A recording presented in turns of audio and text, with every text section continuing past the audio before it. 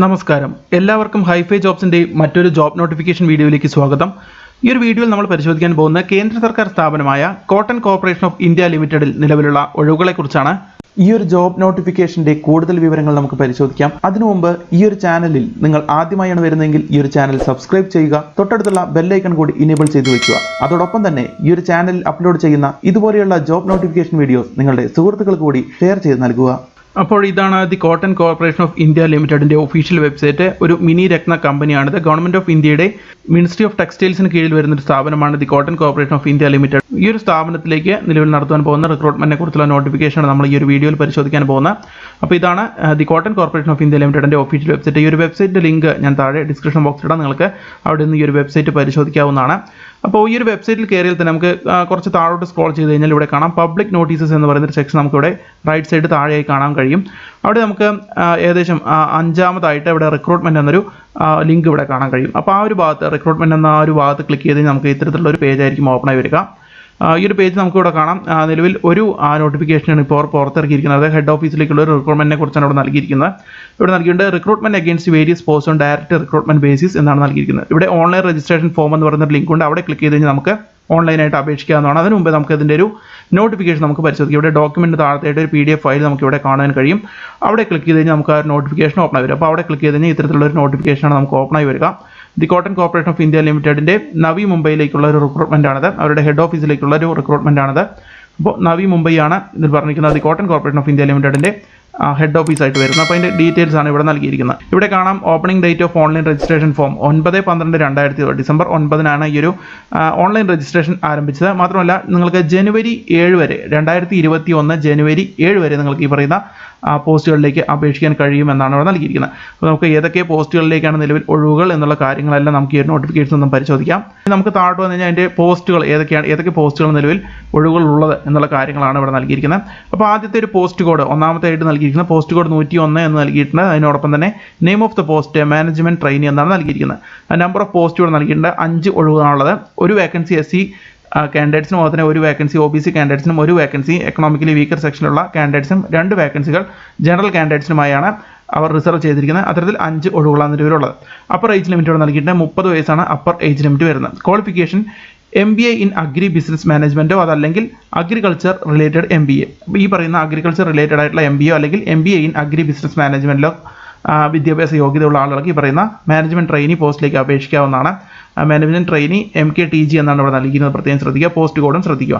അടുത്തൊരു പോസ്റ്റ് വരുന്നത് 102 post code നൽകിയിരിക്കുന്നത് മാനേജ്മെന്റ് ട്രെയിനി അക്കൗണ്ട്സ് എന്ന് പറയുന്ന ഒരു പോസ്റ്റാണ്. അതിൽ 6 ഒഴിവുകളാണ് നിലവിലുള്ളത്. ഒരു വേക്കൻസി OBC കാൻഡിഡേറ്റ്സിനും ഒരു വേക്കൻസി EWS കാറ്റഗറിയുള്ളവർക്കും എക്കണോമിക്കലി വീക്കർ സെക്ഷനുള്ള കാൻഡിഡേറ്റ്സിനുമായിട്ടാണ് റിസർവ് ചെയ്തിരിക്കുന്നത്. ജനറൽ കാൻഡിഡേറ്റ്സിന് 4 ഒഴിവുകളാണുള്ളത്. അത്തരത്തിൽ 6 ഒഴിവുകളാണ് ഈ പറയുന്ന മാനേജ്മെന്റ് ട്രെയിനി അക്കൗണ്ട്സ് എന്ന് പറയുന്ന ഈ ഒരു പോസ്റ്റിന് നിലവിലുള്ളത്. അതിനും അപ്പർ ഏജ് ലിമിറ്റ് 30 വയസ്സ് തന്നെയാണ്. ഇതിനുവേണ്ട ക്വാളിഫിക്കേഷൻ CA അതല്ലെങ്കിൽ CMA അതല്ലെങ്കിൽ MBA ഫൈനാൻസ് അതല്ലെങ്കിൽ MMS അതുമല്ലെങ്കിൽ MCOM.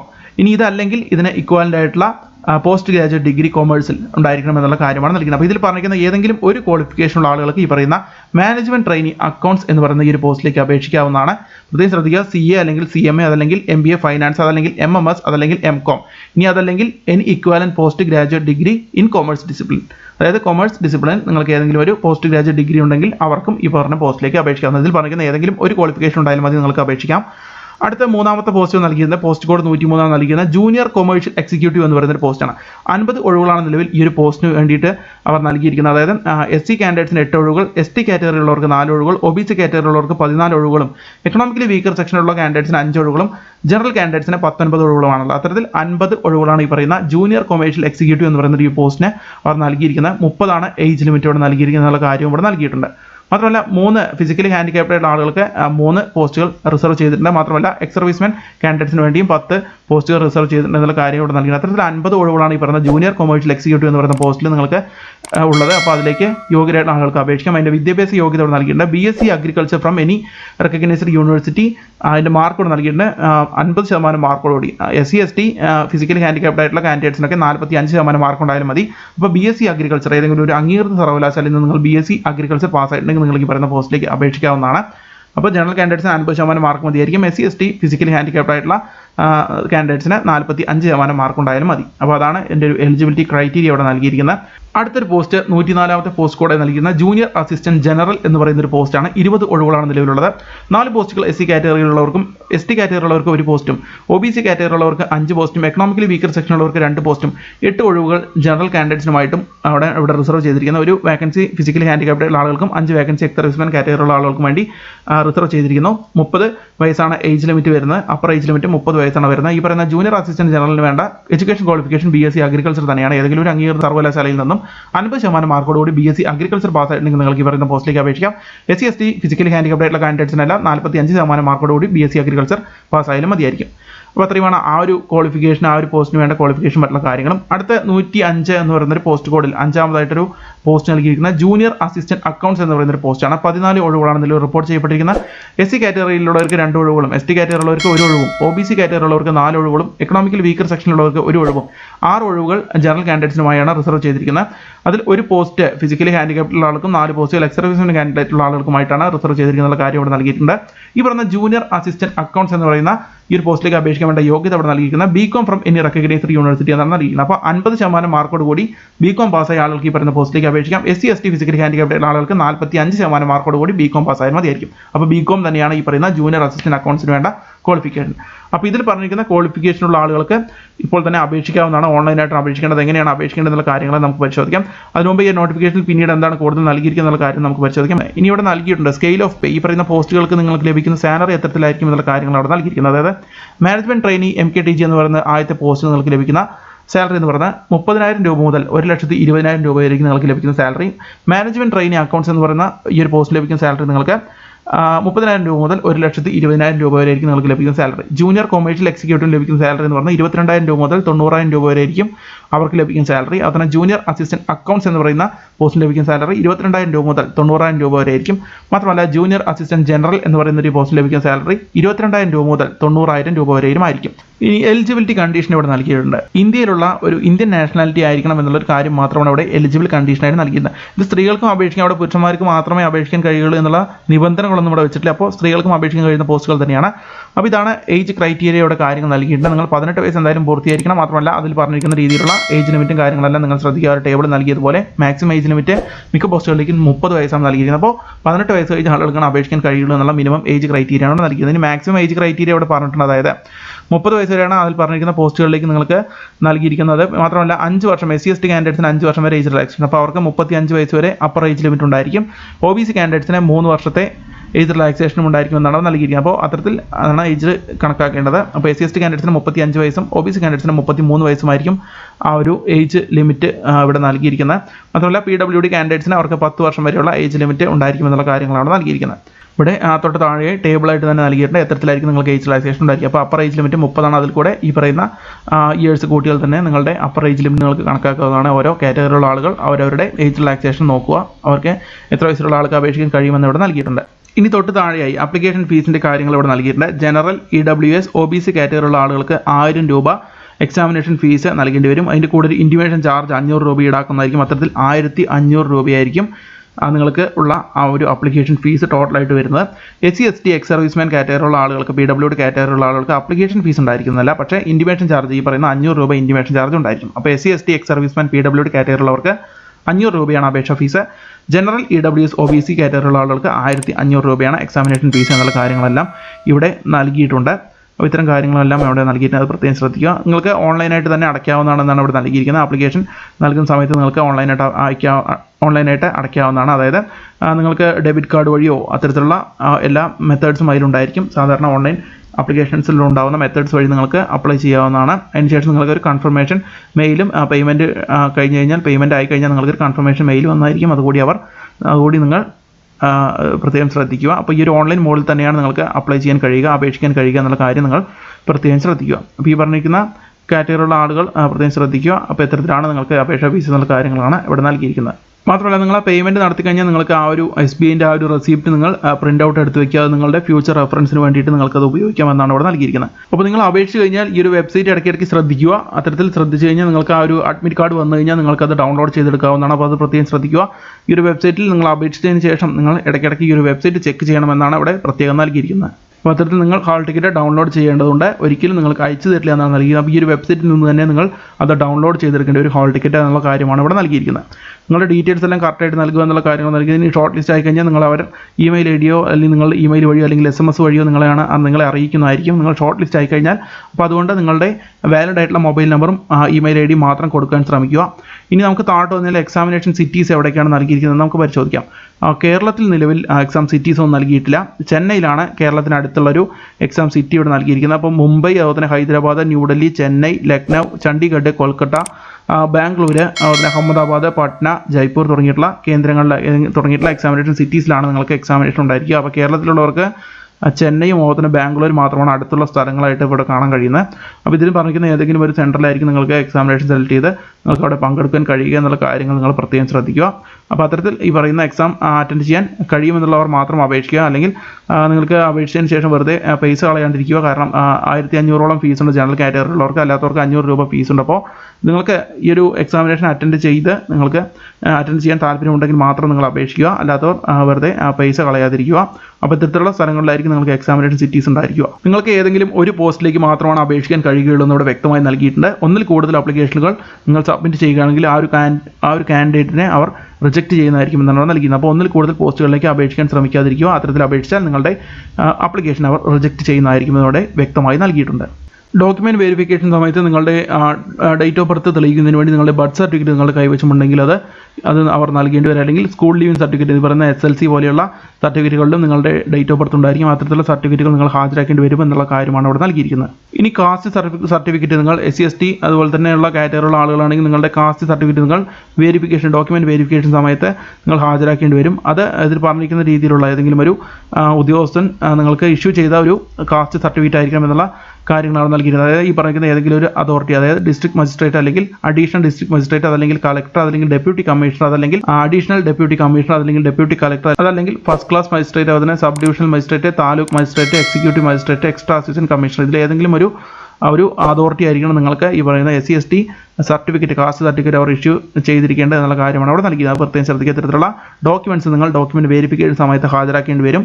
അപ്പോൾ എന്തായാലും SC/ST കാറ്റഗറിയുള്ള ആളുകൾക്ക് എന്തായാലും ഇത്തരത്തിലുള്ള അവരുടെ കൈവശമുള്ള ഒരു സർട്ടിഫിക്കറ്റ് ഇതിൽ പറഞ്ഞിരിക്കുന്ന അതോറിറ്റികളിൽ നിന്ന് ഏതെങ്കിലും ഒരു അതോറിറ്റിയിൽ നിന്ന് വാങ്ങി വെച്ച് നിങ്ങളുടെ സർട്ടിഫിക്കറ്റ് നിങ്ങൾ ഡോക്യുമെൻറ്റ് വെരിഫിക്കേഷൻ സമയത്ത് സബ്മിറ്റ് ചെയ്യേണ്ടി വരുമെന്നാണ് ഇവിടെ നൽകിയിരിക്കുന്നത്. അതുപോലെ തന്നെ OBC കാൻഡിഡേറ്റ്സ് ആണെങ്കിലും അവരുടെ കാസ്റ്റ് സർട്ടിഫിക്കറ്റ് ബന്ധപ്പെട്ട അതോറിറ്റിയിൽ നിന്ന് നിങ്ങൾ ആ ഒരു ഫോർമാറ്റിൽ നിങ്ങളത് കറക്റ്റായിട്ട് വാങ്ങി വെക്കേണ്ടതുണ്ട് എന്നുള്ള കാര്യം നൽകിയിട്ടുണ്ട്. EWS കാറ്റഗറിയുള്ള ആളുകളും അത്തരത്തിൽ വാങ്ങി വെക്കണം. ഇനി PWD കാറ്റഗറിയുള്ള ആളുകളും അവരുടെ സർട്ടിഫിക്കറ്റ് ബന്ധപ്പെട്ട അധികാരികളിൽ നിന്ന്, അത് ഇൻസ്റ്റിറ്റ്യൂട്ട്, അതായത് ഈ പറയുന്ന മെഡിക്കൽ ബോർഡ്, സെൻട്രൽ ഗവൺമെൻറ് അല്ലെങ്കിൽ സ്റ്റേറ്റ് ഗവൺമെൻറ് ഒരു മെഡിക്കൽ ബോർഡ് ഇഷ്യൂ ചെയ്തൊരു ഡിസബിലിറ്റി സർട്ടിഫിക്കറ്റ് ആയിരിക്കണം നിങ്ങളുടെ കൈവശം ഉണ്ടായിരിക്കണം എന്നുള്ള കാര്യമാണ് നൽകിയിരുന്നത്. അപ്പോൾ അതായത് ഏതൊക്കെ സെക്ഷനുകളിലാണ് നിങ്ങളുള്ള SC/ST, OBC കാറ്റഗറി, EWS കാറ്റഗറിയുള്ള ആളുകളെല്ലാം, PWD കാറ്റഗറിയുള്ള ആളുകളെല്ലാം അവരുടെ സർട്ടിഫിക്കറ്റുകൾ ബന്ധപ്പെട്ട അധികാരികളിൽ നിന്നും വാങ്ങിവെച്ച ആ സർട്ടിഫിക്കറ്റുകളാണ് അവർ ഡോക്യുമെൻറ്റ് വെരിഫിക്കേഷൻ സമയത്ത് ഹാജരാക്കേണ്ടത്. ഇതിൽ പറഞ്ഞിരിക്കുന്ന രീതിയിലുള്ള സർട്ടിഫിക്കറ്റുകൾ നിങ്ങളെല്ലാം കൈവശം വയ്ക്കുക. അപ്പോൾ അത് നിങ്ങൾ ആപ്ലിക്കേഷൻ സമയത്ത് സെലക്ട് ചെയ്ത് കഴിഞ്ഞാൽ നിങ്ങൾക്ക് ഡോക്യുമെൻറ്റ് വെരിഫിക്കേഷൻ സമയത്തായിരിക്കും ഈ പറയുന്ന ഡോക്യുമെൻറ്റ്സ് എല്ലാം ഹാജരാക്കേണ്ടി വരിക എന്നുള്ള കാര്യങ്ങളാണ് അവിടെ നൽകിയിരിക്കുന്നത്. ഇനി ഇവിടെ തൊട്ട് താഴെയായി എക്സാമിനേഷൻ്റെ ഡീറ്റെയിൽസ് ഇവിടെ നൽകിയിട്ടുണ്ട്. മാനേജ്മെൻറ്റ് ട്രെയിനിങ് മാർക്കറ്റിംഗ് എന്ന് പറയുന്ന ആ ഒരു പോസ്റ്റിലേക്ക്, ആദ്യത്തെ പോസ്റ്റിലേക്ക് വേണ്ട എക്സാമിനേഷൻ്റെ ആ ഒരു കാര്യങ്ങൾ അവിടെ നൽകിയിരിക്കുന്നത്. അതായത് question paper 5 part question paper ആയിരിക്കും ഉണ്ടായിരിക്കുക. 120 ഒബ്ജക്റ്റീവ് MCQ ടൈപ്പ് ക്വസ്റ്റ്യൻസ് ആയിരിക്കും. മൾട്ടിപ്പിൾ ചോയ്സ് ക്വസ്റ്റ്യൻ പേപ്പർ ആയിരിക്കും നിങ്ങൾക്ക് ഉണ്ടായിരിക്കുക. ഓരോ കറക്റ്റ് ആൻസറിനും 0.25 ആയിരിക്കും. ഓരോ കറക്റ്റ് ആൻസറിനും 1 മാർക്കും, ഓരോ തെറ്റായിട്ടുള്ള ആൻസറിനും 0.25 മാർക്കുമായിരിക്കും ഉണ്ടായിരിക്കുക. അപ്പോൾ അത്തരത്തിൽ നെഗറ്റീവ് മാർക്കുമുണ്ട്. അപ്പോൾ അതെല്ലാം പ്രത്യേകം ശ്രദ്ധിക്കുക. ഏതൊക്കെ ഭാഗങ്ങളിൽ നിന്നായിരിക്കും നിങ്ങൾക്ക് സെക്ഷനുകൾ, അതായത് ഇത്തരത്തിലുള്ള 5 യൂണിറ്റുകളിൽ നിന്നാണ് നിങ്ങൾക്ക് ക്വസ്റ്റ്യൻസുമായിട്ടുള്ള കാര്യങ്ങളെല്ലാം ഇവിടെ വരിക. അപ്പോൾ ഈ ഒരു സിലബസ് നിങ്ങൾ കറക്റ്റായിട്ട് വായിച്ച് നോക്കുക. ഈ ഒരു ഭാഗത്താണ് നൽകിയിരിക്കുന്നത്. ഏകദേശം 15ാമത്തെ പേജിൽ, ഈ ഒരു നോട്ടിഫിക്കേഷൻ്റെ 15ാമത്തെ പേജിലാണ് അനക്സർ എന്ന ഭാഗത്താണ് ഇവിടെ നൽകിയിരിക്കുന്നത്. അതിൻ്റെ ഓരോ പോസ്റ്റിനും വേണ്ട എക്സാമിനേഷൻ്റെ സിലബസ് ഇവിടെ നൽകിയിട്ടുണ്ട്. അപ്പോൾ അത് പ്രത്യേകം ശ്രദ്ധിക്കുക. നിങ്ങൾ ഇവിടെ വന്നത് പരിശോധിച്ച് നോക്കുക. എന്തായാലും ഈ ഒരു നോട്ടിഫിക്കേഷൻ്റെ ഡൗൺലോഡ് ചെയ്യാനുള്ള ലിങ്ക് ഞാൻ താഴെ ഡിസ്ക്രിപ്ഷൻ ബോക്സിലിടാം. നിങ്ങൾക്ക് അവിടെ നിന്ന് ഈ ഒരു നോട്ടിഫിക്കേഷൻ ഡൗൺലോഡ് ചെയ്ത് വിശദമായി പരിശോധിക്കാവുന്നതാണ്. അപ്പോൾ ഈ പറഞ്ഞിരിക്കുന്ന പോസ്റ്റുകളിലേക്കുള്ള സിലബസിൻ്റെ സെക്ഷൻ 15ാമത്തെ പേജ് മുതൽ, ഈ ഒരു നോട്ടിഫിക്കേഷൻ്റെ 15ാമത്തെ പേജ് മുതലാണ് അവർ നൽകിയിരിക്കുന്നത്. അപ്പോൾ ഏതൊക്കെ സെക്ഷനുകളാണ്, എത്രത്തിലായിരിക്കും മാർക്ക് എന്നുള്ള കാര്യങ്ങളെല്ലാം നൽകിയിട്ടുണ്ട്, എത്ര ക്വസ്റ്റ്യൻസ് ആണ് അവിടെ വരിക എന്നെല്ലാം വിശദമായിട്ട് അവിടെ നൽകിയിട്ടുണ്ട്. നിങ്ങൾ ഇവിടെ വന്ന് ഈ ഒരു സിലബസ് വിശദമായി പരിശോധിച്ച് നോക്കുക. അപ്പോൾ ഇതാണ് ഇത്തരത്തിലുള്ളൊരു ഫോർമാറ്റുള്ളൊരു സർട്ടിഫിക്കറ്റാണ് നിങ്ങൾ OBC കാറ്റഗറിയുള്ള ആളുകൾ വാങ്ങി വെച്ചത് നിങ്ങൾ ഡോക്യുമെൻറ്റ് വെരിഫിക്കേഷൻ സമയത്ത് നിങ്ങൾ സമർപ്പിക്കേണ്ടത്. നിങ്ങളവിടെ അവർക്ക് അവിടെ ഡോക്യുമെൻറ്റ് വെരിഫിക്കേഷൻ സമയത്ത് നിങ്ങളവിടെ ഹാജരാക്കേണ്ടത്. അപ്പോൾ ഇതാണ് നിങ്ങൾ ഡൗൺലോഡ് ചെയ്ത് വയ്ക്കുക. അല്ലെങ്കിൽ ഇത്തരത്തിലുള്ളൊരു ഫോം നിങ്ങൾ ടൈപ്പ് ചെയ്തുണ്ടാക്കിയായിരിക്കും നല്ലത്. ഇത് പ്രിൻ്റ് ഔട്ട് എടുക്കുന്നതിനേക്കാൾ നല്ലത് ഇത്തരത്തിലുള്ളൊരു ഫോം നിങ്ങൾ ടൈപ്പ് ചെയ്തുണ്ടാക്കുക. അതിനുശേഷം അതിൽ പറഞ്ഞിരിക്കുന്ന അധികാരികളിൽ നിന്നും ഇതിൽ പറയുന്ന ഡിസ്ട്രിക്ട് മജിസ്ട്രേറ്റ് അല്ലെങ്കിൽ ഡെപ്യൂട്ടി കമ്മീഷണർ അത്തരത്തിലുള്ള ഏതെങ്കിലും ഒരു അതിൽ പറഞ്ഞിരിക്കുന്ന ഒരു അതോറിറ്റിയിലുള്ള ആളുകൾക്ക് ഈ പറയുന്ന പോസ്റ്റിലേക്ക് അപേക്ഷിക്കാം. ഇതിൽ നൽകിയിട്ടുണ്ട് ഏതൊക്കെ അതോറിറ്റിയാണ് അതിനെ നിങ്ങൾക്ക് ഇഷ്യൂ ചെയ്യാൻ അധികാരം ഉള്ള അതോറിറ്റികൾ എന്നുള്ള ഡീറ്റെയിൽസ് നൽകി. അപ്പോൾ ഇതിൽ പറഞ്ഞിരിക്കുന്ന ഏതെങ്കിലും അതോറിറ്റിയിൽ നിന്ന് നിങ്ങൾ സീലോട് സഹിതം നിങ്ങൾ ആ ഒരു നിങ്ങളുടെ സർട്ടിഫിക്കറ്റ് നിങ്ങൾ വാങ്ങി വയ്ക്കുക. ഇത് അതർ ബാക്ക്വേർഡ് ക്ലാസ്സസ് പറഞ്ഞിട്ടുള്ള ഒരു സർട്ടിഫിക്കറ്റ്, അത് OBC കാൻഡിഡേറ്റ്സിനുള്ള ഒരു സർട്ടിഫിക്കറ്റ് ആണെന്നുള്ള കാര്യങ്ങൾ ഇവിടെ നൽകിയിട്ടുണ്ട്. തൊട്ട് താഴെ മറ്റ് അനക്സറുകളും ഇവിടെ നൽകിയിട്ടുണ്ട്. ഇത് ഇവിടെ നൽകിയിട്ടുണ്ട്. In addition to community certificate, ഇത് OBC കാൻഡിഡേറ്റിന് വേണ്ടിയിട്ടുള്ളതാണ്. ഇത് അതിന് ശേഷമുള്ള കമ്മ്യൂണിറ്റി സർട്ടിഫിക്കറ്റിൻ്റെ കോപ്പിയാണ്. ഇതും നിങ്ങൾ കൈവശം വയ്ക്കുക. അപ്പോൾ അതാത് കാറ്റഗറിയിലുള്ള ആളുകൾ അവരവരുടെ ഡോക്യുമെൻറ്റ്സ് എല്ലാം ഇത്തരത്തിലാണ് നിങ്ങൾ ഉണ്ടാക്കേണ്ടത്. ഇത്തരത്തിലുള്ളൊരു മാതൃകയിലാണ് നിങ്ങൾ സിഗ്നേച്ചർ എല്ലാം വാങ്ങി വയ്ക്കേണ്ടത്. സീലെല്ലാം ബന്ധപ്പെട്ട അധികാരികളിൽ നിന്ന് വാങ്ങിക്കേണ്ടത്. ഇത് എക്സ് സർവീസ്മെൻ കാറ്റഗറിയിലുള്ള ആളുകൾക്കുള്ള ഒരു അനക്സറാണിത്, അവർക്കുള്ള ഫോമാണിത്. ഇത് അവർക്കുള്ളതാണ്. അതായത് നെയിം ആൻഡ് അഡ്രസ്, ഇത് മെഡിക്കൽ അതോറിറ്റി ഇഷ്യൂ ചെയ്തൊരു സർട്ടിഫിക്കറ്റിൻ്റെ ഡീറ്റെയിൽസ് ആണ് നൽകിയിരിക്കുന്നത്. അതായത് ഡിസബിലിറ്റി കാറ്റഗറിയിലുള്ള ആളുകൾക്ക് സമർപ്പിക്കേണ്ട ആപ്ലിക്കേഷൻ ഫോമിൻ്റെ ഡീറ്റെയിൽസ് ആണ് നൽകിയിരിക്കുന്നത്. ഇനി ആരൊക്കെയാണത് നിങ്ങൾക്ക് ഇഷ്യൂ ചെയ്യേണ്ടതെന്നുള്ള ഡീറ്റെയിൽസ് എല്ലാം ഈ നോട്ടിഫിക്കേഷനിൽ തുടക്കത്തിൽ തന്നെ നൽകിയിട്ടുണ്ട്. എന്തായാലും ഈ ഒരു നോട്ടിഫിക്കേഷൻ നിങ്ങൾ വിശദമായി പരിശോധിച്ച് നോക്കുക. ഇതിവിടെ നൽകിയിട്ട് ആരാണ് നിങ്ങൾക്കത് സൈൻ ചെയ്ത് തരേണ്ടത്, ഏത് മെഡിക്കൽ അതോറിറ്റിയാണ് ചെയ്യേണ്ടതെന്നുള്ള കാര്യങ്ങളെല്ലാം നോക്കിയതിന് ശേഷം ഇത്തരത്തിലുള്ളൊരു ഫോർമാറ്റിൽ നിങ്ങൾ അതായത് നിങ്ങൾ വേർഡ് ഉപയോഗിച്ച് ഇത് ടൈപ്പ് ചെയ്ത് തന്നെ ഉണ്ടാക്കുക. ഇതൊന്ന് പ്രിൻ്റ് ഔട്ട് എടുത്താൽ അത് നന്നായിരിക്കില്ല എന്നാണ് എനിക്ക് തോന്നുന്നത്. കാരണം ഇത് ഒരുപാട് വർഷമായി അവർ ഉപയോഗിക്കുന്നതായിരിക്കും. കാരണം അതിൻ്റെ അലൈൻമെൻറ്റെല്ലാം തെറ്റിക്കിടക്കുന്നുണ്ട്. ഇനി ഇത് പ്രിൻ്റ് ഔട്ട് എടുത്താലും കുഴപ്പമില്ലെന്ന് തന്നെയാണ് തോന്നുന്നതെങ്കിലും നിങ്ങൾക്ക് കഴിയുമെങ്കിൽ നിങ്ങൾ ഇത് പ്രിൻ്റ് ഔട്ട് എടുക്കുന്നതിനേക്കാൾ നല്ലത് നിങ്ങൾ ഇത്തരത്തിലുള്ളൊരു ഇത് നിങ്ങൾ ടൈപ്പ് ചെയ്തുണ്ടാക്കുക. അല്ലെങ്കിൽ നിങ്ങൾക്ക് കഴിയില്ലെങ്കിൽ തൊട്ടടുത്തുള്ള കമ്പ്യൂട്ടർ കഫേയിൽ എവിടെയെങ്കിലും പോയി കഴിഞ്ഞാൽ അവർ ഇത്തരത്തിലുള്ള ഒരു ഫോം നിങ്ങൾക്ക് ഉണ്ടാക്കി തരുന്നതായിരിക്കും. അപ്പോൾ അതിലാണ് നിങ്ങൾ വാങ്ങാൻ ശ്രമിക്കുക. അത് A4 ഷീറ്റിൽ തന്നെ വൃത്തിയായി ടൈപ്പ് ചെയ്തതിന് ശേഷം നിങ്ങൾക്ക് അത് വാങ്ങാവുന്നതാണ്. അപ്പോൾ ഇതേപോലെ തന്നെ നിങ്ങളത് ഉണ്ടാക്കിക്കൊണ്ട് നിങ്ങളത് ടൈപ്പ് ചെയ്തുണ്ടാക്കിയതിന് ശേഷം നിങ്ങളത് ബന്ധപ്പെട്ട അധികാരികളിൽ നിന്ന് സിഗ്നേച്ചർ വാങ്ങുക. ഇവിടെ ഡിസബിലിറ്റി സർട്ടിഫിക്കറ്റിൻ്റെ മറ്റൊരു ഫോം കൂടിയുണ്ട്. അപ്പോൾ ഇതിൽ പറഞ്ഞിരിക്കുന്ന എല്ലാ ഫോമുകളും അതായത് കാറ്റഗറിയുള്ള ആളുകൾ ഇവിടെ ഒന്ന് പരിശോധിക്കുക. ഈ നോട്ടിഫിക്കേഷൻ്റെ അവസാന ഭാഗങ്ങളിലാണ് ഇത് പറഞ്ഞിരിക്കുന്ന കാര്യങ്ങളോടെ നൽകിയിരിക്കുന്നത്. ഇത് മൾട്ടിപ്പിൾ ഡിസബിലിറ്റി ഉള്ള ആളുകൾക്ക് ഉള്ള സർട്ടിഫിക്കറ്റിൻ്റെ ഫോമാണ്. തൊട്ട് താഴെയായിട്ട് ഇനി മറ്റുള്ള കാറ്റഗറിയുള്ള ആളുകൾക്കെല്ലാം ഇതെല്ലാം ഓരോ ഫിസിക്കൽ കാറ്റഗറിയുള്ള ആളുകൾക്കാണ്, ഓരോ ഫിസിക്കൽ ഡിസബിലിറ്റി കാറ്റഗറിയുള്ള ആളുകൾക്കാണ് ഇത്തരത്തിലുള്ള കാര്യങ്ങളെല്ലാം ഇവിടെ നൽകിയിരിക്കുന്നത്. അപ്പോൾ ഇതെല്ലാം നിങ്ങൾ ഇവിടെ വന്ന് പ്രത്യേകം ശ്രദ്ധിക്കുക. ഇതാണ് നിങ്ങളുടെ SC/ST കാറ്റഗറിയുള്ള ആളുകൾക്ക് വേണ്ട 34ാമത്തെ പേജിലായിട്ടാണ് ഇവിടെ നൽകിയിരിക്കുന്നത്. SC/ST കാറ്റഗറിയുള്ളവർക്ക് വേണ്ട കാസ്റ്റ് സർട്ടിഫിക്കറ്റിൻ്റെ ഡീറ്റെയിൽസ് ഈ ഒരു 34ാമത്തെ പേജിലായിട്ടാണ് ഇവിടെ നൽകിയിരിക്കുന്നത്. ഇനി തൊട്ട് താഴെയായിട്ട് അത്തരത്തിൽ എല്ലാ കാറ്റഗറിയിലുള്ള ആളുകൾക്കും സമർപ്പിക്കേണ്ട ഒരു അപ്ലിക്കേഷൻ ഫോം ആ ഒരു സർട്ടിഫിക്കറ്റുകളുടെ ഫോമിൻ്റെ ഡീറ്റെയിൽസ് എല്ലാം ഈ ഒരു നോട്ടിഫിക്കേഷൻ്റെ ഏറ്റവും അവസാന ഭാഗത്തായി നൽകിയിട്ടുണ്ടെന്ന് നിങ്ങൾ പ്രത്യേകം ശ്രദ്ധിക്കുക. അപ്പോൾ ഇത്തരത്തിലാണ് നിങ്ങൾ ആ നോട്ടിഫിക്കേഷൻ കാര്യങ്ങളെല്ലാം ശ്രദ്ധിക്കേണ്ടത്. അത്തരത്തിലാണ് നിങ്ങൾ അത്തരത്തിലുള്ള ആപ്ലിക്കേഷൻ ഫോമുകൾ അത്തരത്തിലുള്ള സർട്ടിഫിക്കറ്റുകൾ നിങ്ങൾ ഹാജരാക്കേണ്ടതുള്ള കാര്യങ്ങളെല്ലാം ഈ ഒരു നോട്ടിഫിക്കേഷൻ്റെ ഏറ്റവും അവസാന ഭാഗത്തായി നൽകിയിട്ടുണ്ട്. അപ്പോൾ ഇത്രയും കാര്യങ്ങളാണ് ഈ ഒരു നോട്ടിഫിക്കേഷൻ നൽകിയിരിക്കുന്നത്. അപ്പോൾ എന്തായാലും ഏകദേശം ഒരുപാട് പേജുള്ളൊരു നോട്ടിഫിക്കേഷൻ, 39ഓളം പേജുള്ള നോട്ടിഫിക്കേഷൻ. അപ്പോൾ അതുകൊണ്ട് ഈ ഒരു നോട്ടിഫിക്കേഷൻ നിങ്ങൾ ഒരിക്കൽ കൂടി വിശദമായി പരിശോധിക്കുക. ഈ ഒരു നോട്ടിഫിക്കേഷൻ ഡൗൺലോഡ് ചെയ്യേണ്ട ലിങ്ക് ഞാൻ താഴെ ഡിസ്ക്രിപ്ഷൻ ബോക്സ് നൽകിയിട്ടുണ്ട്. ഇനി എങ്ങനെയാണ് ഇത് അപ്ലൈ ചെയ്യേണ്ടത് നമുക്ക് നോക്കാം. ഇവിടെ കാണാം റിക്രൂട്ട്മെൻറ്റ് എന്നൊരു സെക്ഷൻ ഇവിടെ കാണാം. ഇവിടെ നിങ്ങൾക്ക് ഓൺലൈൻ രജിസ്ട്രേഷൻ ഫോം എന്നൊരു ഭാഗം കാണാം. അവിടെ ക്ലിക്ക് ചെയ്ത് കഴിഞ്ഞാൽ നിങ്ങൾക്ക് ഇത്തരത്തിലുള്ള ഒരു പേജ് ആയിരിക്കും ഓപ്പൺ ആയിരിക്കും. ഈ ഒരു പേജിൽ ഇവിടെ വന്നതിന് ശേഷം ഓൺലൈൻ രജിസ്ട്രേഷൻ ഫോം എന്നൊരു ഓപ്ഷൻ ഇവിടെ ഉണ്ട്. റിക്രൂട്ട്മെൻറ്റ് നടത്തുന്ന ഒരു പേജിലാണ്. അപ്പോൾ ഈ ഒരു പേജിൻ്റെ ഡയറക്റ്റ് ലിങ്ക് ഞാൻ താഴെ ഡിസ്ക്രിപ്ഷൻ ബോക്സിൽ ഇടാം. അല്ലെങ്കിൽ നിങ്ങൾക്ക് ഈ ഒരു വെബ്സൈറ്റ് വഴി വന്നു കഴിഞ്ഞാൽ ആ ഒരു റിക്രൂട്ട്മെൻറ്റ് സെക്ഷനിൽ പോയി ക്ലിക്ക് ചെയ്ത് കഴിഞ്ഞാൽ നിങ്ങൾക്ക് ഇത്തരത്തിൽ എത്തിച്ചേരാവുന്നതാണ്. അതായത് ഈ ഒരു വെബ്സൈറ്റിൻ്റെ ഹോം പേജിൽ ഇങ്ങനെ താഴോട്ട് വന്നു കഴിഞ്ഞാൽ ഇവിടെ കാണാം, ഇവിടെ പബ്ലിക് നോട്ടീസസ് എന്ന് പറയുന്ന ഭാഗത്ത് റിക്രൂട്ട്മെൻറ്റ് എന്നൊരു സെക്ഷൻ ഉണ്ട്. 5ാമതായിട്ട് അതിൽ ക്ലിക്ക് ചെയ്ത് കഴിഞ്ഞാൽ നിങ്ങൾക്ക് ഇത്തരത്തിലുള്ള പേജ് വരിക. അവിടെയാണ് നിങ്ങൾക്ക് ഓൺലൈൻ രജിസ്ട്രേഷൻ ഫോം ഉള്ളത്. അവിടെ ക്ലിക്ക് ചെയ്ത് കഴിഞ്ഞാൽ നിങ്ങൾക്ക് ആ ഒരു ഓൺലൈൻ രജിസ്ട്രേഷൻ ഫോം ഓപ്പണായി വരുന്നതായിരിക്കും. അത്തരത്തിൽ ആ ഒരു ഭാഗത്ത് ക്ലിക്ക് ചെയ്ത് ഇവിടെ ഓൺലൈൻ രജിസ്ട്രേഷൻ ഫോം എന്ന ഭാഗത്ത് ക്ലിക്ക് ചെയ്ത് നിങ്ങൾക്ക് ഇത്തരത്തിലുള്ള ഒരു പേജ് ആയിരിക്കും ഓപ്പണായി വരിക. ഇവിടെ നിങ്ങളുടെ ഡീറ്റെയിൽസ് നൽകിയിട്ടുണ്ട്. ഡിസംബർ 9-നാണ് ഇത് ആരംഭിച്ചത്. ജനുവരി 7 വരെ നിങ്ങൾക്ക് ഓൺലൈൻ ആപ്ലിക്കേഷൻ സബ്മിറ്റ് ചെയ്യാനുള്ള ആ ഒരു അവസരമുണ്ട്. നിങ്ങൾ എന്തൊക്കെയാണ് നിങ്ങളുടെ കൈവശമുള്ള വാലിഡ് ആയിട്ടുള്ള ഇമെയിൽ ഉണ്ടായിരിക്കണം, മൊബൈൽ നമ്പർ ഉണ്ടായിരിക്കണം, സ്കാൻഡ് കോപ്പി അതായത് റീസെൻറ്റ് പാസ്പോർട്ട് സൈസ് ഫോട്ടോ നിങ്ങളുടെ കൈവശം സ്കാൻ ചെയ്തുകൊണ്ടായിരിക്കണം. അതായത് സെയിം ഫോട്ടോഗ്രാഫ്, അതായത് ഈ ഒരു റിക്രൂട്ട്മെൻറ്റ് പ്രോസസ്സിൻ്റെ സമയത്ത് നിങ്ങൾ ആ ഒരു ഒറ്റ ഫോട്ടോ മാത്രം ഉപയോഗിക്കാൻ പാടുള്ളൂ. അപ്പോൾ സെയിം ബാക്ക്ഗ്രൗണ്ട് സെയിം ഫോട്ടോ തന്നെ നിങ്ങൾ ഉപയോഗിക്കുക. സ്കാൻഡ് സിഗ്നേച്ചർ നിങ്ങൾ അപ്ലോഡ് ചെയ്യേണ്ടി വരും. അത്തരത്തിലുള്ള കാര്യങ്ങൾ നിങ്ങൾ കാറ്റഗറി ഫില്ല് ചെയ്യുക. അതായത് പിന്നെ ഒരിക്കലും നിങ്ങൾ ഈ പറയുന്ന കാറ്റഗറി നിങ്ങൾ ജനറലാണോ, SC ആണോ, ST കാറ്റഗറിയിലുള്ളതാണോ, OBC PW എന്ന ഏതെങ്കിലും ഒരു ഓപ്ഷൻ മാത്രം സെലക്ട് ചെയ്യുക. ഒരിക്കലും സെലക്ട് ചെയ്ത് കഴിഞ്ഞാൽ പിന്നെ നിങ്ങൾക്കത് മാറ്റുവാൻ കഴിയുക എന്നുള്ള കാര്യങ്ങളാണ് നൽകിയിരുന്നത്. ഇനി എൻ്റെ ഇൻസ്ട്രക്ഷൻസ് എല്ലാം ഇവിടെ കറക്റ്റായിട്ട് നൽകിയിട്ടുണ്ട്. നിങ്ങളുടെ ഇമെയിൽ ID യും മറ്റുള്ള കാര്യങ്ങളും കറക്റ്റായിട്ട് നൽകുക. ഒരിക്കൽ കൂടി എല്ലാ ഫോമിൽ ആ ഒരു ഓൺലൈൻ ഫോമിൽ നിങ്ങൾ ഫില്ലപ്പ് ചെയ്യുന്ന സമയത്ത് എല്ലാ ഡീറ്റെയിൽസ് കറക്റ്റായിട്ടാണ് ഫില്ലപ്പ് ചെയ്യുന്നത് ഒരിക്കൽ കൂടി ശ്രദ്ധിച്ചതിന് ശേഷം മാത്രം നിങ്ങൾ സബ്മിഷൻ എന്ന ഭാഗത്ത് ക്ലിക്ക് ചെയ്തതിന് ശേഷം സബ്മിറ്റ് ചെയ്യുക.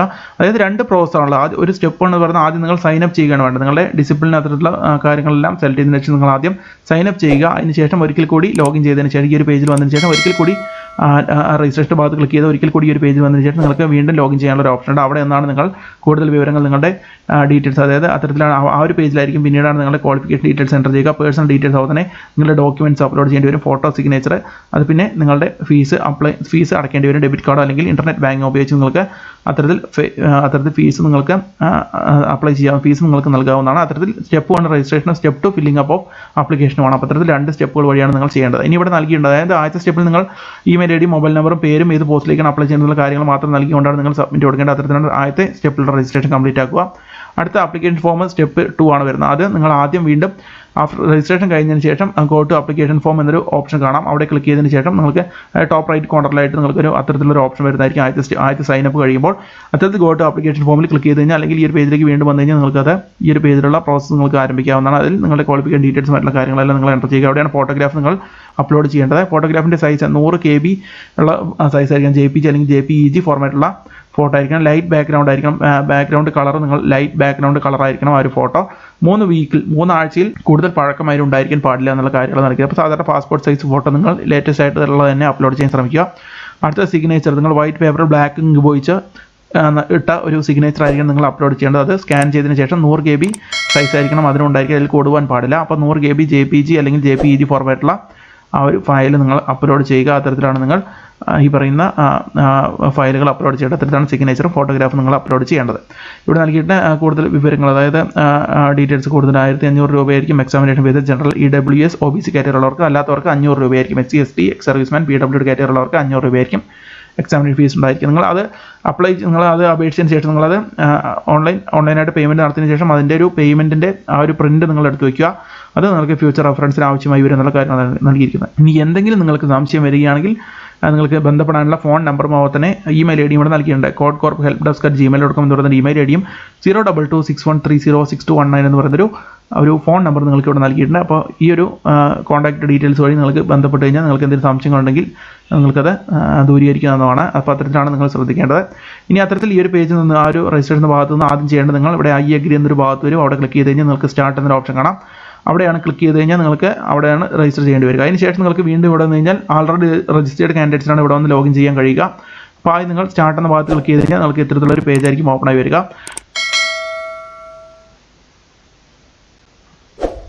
ഇവിടെ നൽകിയിട്ടുണ്ട് നിങ്ങൾ ക്രോമോ അല്ലെങ്കിൽ എഡ്ജ് ക്രോമിയം അല്ലെങ്കിൽ മൊസില്ല ഫയർഫോക്സിൻ്റെ വേർഷൻ 56 അല്ലെങ്കിൽ എബോവിലായിട്ടുള്ളോ അല്ലെങ്കിൽ ഗൂഗിൾ ക്രോമിൻ്റെ വേർഷൻ 59 ഓർ എബോവ് എന്നുള്ളത്. അപ്പോൾ ഇതിൽ പറഞ്ഞിരിക്കുന്ന രീതിയിൽ തന്നെ നിങ്ങൾ അപ്ലൈ ചെയ്യാൻ ശ്രമിക്കുക. മൊബൈൽ വഴി നിങ്ങൾ അപ്ലൈ ചെയ്യുന്നതിനേക്കാൾ നല്ലത് സിസ്റ്റം വഴി അപ്ലൈ ചെയ്യുന്നതിനാണ്. ഇനി മൊബൈൽ വഴി അപ്ലൈ ചെയ്യുന്ന ആളുകളാണെങ്കിൽ ഡെസ്ക്ടോപ്പ് മോഡ് ഓൺ ആക്കിയതിന് ശേഷം ഗൂഗിൾ ക്രോം വഴി തന്നെ അപ്ലൈ ചെയ്യാൻ ശ്രമിക്കുക.